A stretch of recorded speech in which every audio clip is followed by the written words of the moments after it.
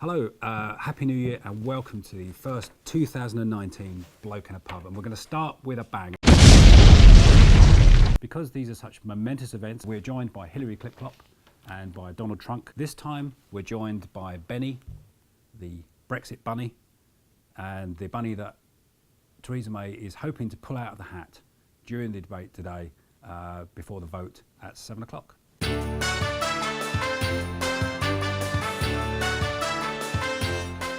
But before we go on, it's customary this sort of time of year to remember the people that we've lost in 2018.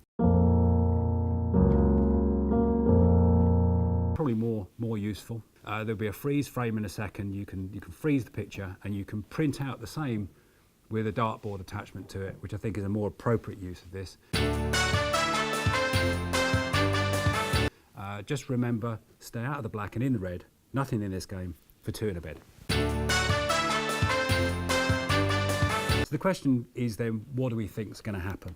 And first and foremost is, will there actually be a vote? Because we've seen before that the vote has been pulled at absolutely last minute. That's probably not going to happen this time, but it is possible that the vote won't be on Theresa May's Chequers deal as it stands. It might be on an amended version, and several amendments have been tabled by members of Parliament specifically aimed at preventing a no-deal Brexit.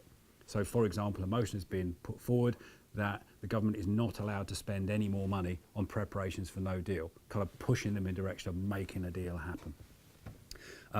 That said, the deal as it stands, even with amendments, is not expected to pass through the House on this occasion, which then gives pause to think, well, what could happen then? And a range of possibilities. No deal is looking less and less likely for all the reasons I've said and the amendments that are going through the House. Nobody really wants a no deal.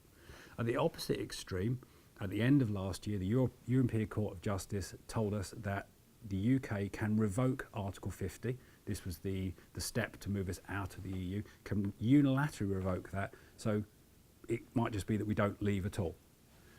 Coming back from that is that there is a growing movement towards a second referendum, which might not be a bad idea on the basis that now we actually know what we're voting for. It's also possible that the stewardship of this process could be taken away from Theresa May by Parliament itself, and we might end up moving towards a different type of deal. Say, for example, like Norway, where it has access to the European Union and the customs union, but it still allows free movement of citizens between the EU, even though it's not actually in the EU and doesn't participate in the legislative process of making laws. So what does this actually mean if you're an investor? Well, probably it's like Groundhog Day, and it's another 3 months of winter. Without a specific deal being agreed, it's likely that we have continued uncertainty and volatility in stock markets and in currency markets, and that's not likely to sort itself out until we have absolute clarity on what's going to happen. My feeling is that a deal of some kind will probably go through the House with significant amendments, but it's not going to happen today, and so we're probably looking at another few months and possibly an extension of the process into the rest of the year. But we'll keep you posted, and we'll see you next time.